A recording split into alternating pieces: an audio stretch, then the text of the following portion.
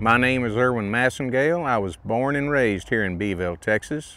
I graduated from high school here in this high school behind us in 1965. I went to work for Southwestern Bell Telephone Company shortly thereafter, and 3 months after that I joined the United States Marine Corps. I served in Vietnam from 1967 to 1968. I was a tank crewman in the United States Marine Corps. Of course, they call me Tex because I was the only Texan in my outfit. This is an M48A3 tank. I was a tank crewman in it. I was a tank commander. My tank was called the Lonely Bull.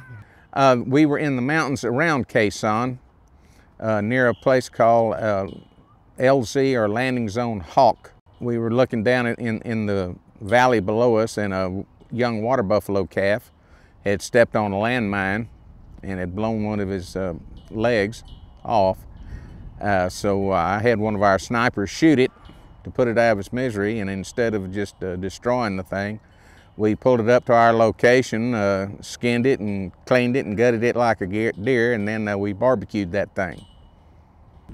We were again up on Highway 9 outside of Khe Sanh, a place called Bridge 28, if I remember correctly.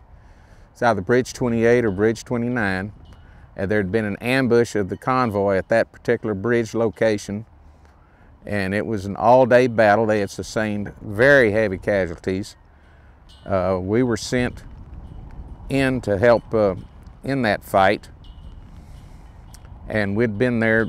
There was a few things going on, and I noticed about 75 or 100 yards out in the open was a wounded Marine, and he was pinned down and could not move. Every time somebody tried to get to him, they would cut him off with a machine gun fire, and it really aggravated me. We live under a code in the services that you leave no man behind, and it really ticked me off to see that man trapped down there. So I went and got him. I had cover fire from the people in my tank. I got to him, and the reason why I remember all this is because I got a phone call a couple of months ago reminding me of this from a man that was in my outfit. This particular Marine had been trying to get a hold of me for 40 years. When I got to him, I rolled him over and was patching up his wounds, trying to stop the bleeding. And I looked him in the eye and I said, "Good morning, darling. I'm Tex Massengale from Beeville, Texas. We need to get the hell out of here." And under the cover fire from my tank crew, I pulled him out of there, and we got him in the tank, got him patched up, and got him medevaced out. And I'd always wondered all these years, you know, what kind of life he had. Did he survive his wounds? But he's a daddy and a granddaddy, and, you know, just had a good life. So that made it all worth it. Anything that I went through, anything that happened to me, just knowing that he made it, made that whole thing worth it. I am very proud of being a Vietnam veteran.